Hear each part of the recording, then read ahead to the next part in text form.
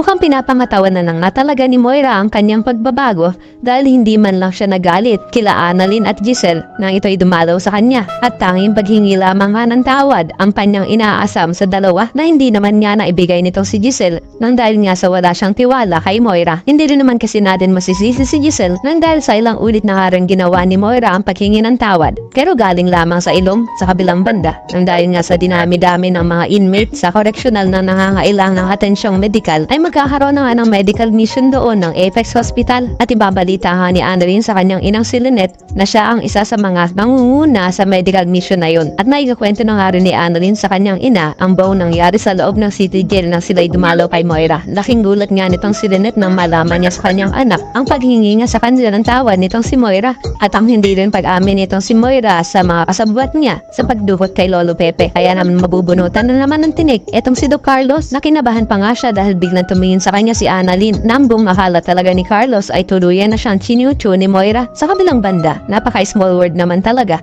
dahil magiging pasyente pa nga talaga nitong si Annalyn ang anak ni Madam Lotus at ito'y walang ibang kundi si Carla. Operahan na at gustong-gusto nga ni Carla na makita ang kanyang ina at masamahan sana siya sa kanyang operasyon ngunit hindi naman pwede dahil ito'y nakakulong. Kaya naman itong si Annalyn ang magiging tulay para makapag-usap ang dalawa pero hindi nga lang personal. Samantala, ikikwento naman ni Lynette kay Aling Susan at Kyosa na duda siya sa tuluyang pagbabago nitong si Moira na baka naghahanap lang daw si Moira ng way para makaganti na siya ng tuluyan kay Lynette. Iwala ka ba sa tuluyang pagbabago nitong si Moira? I-like na rin po ang video na ito para hindi ka mahuli sa updates na abot kamay na pangarap.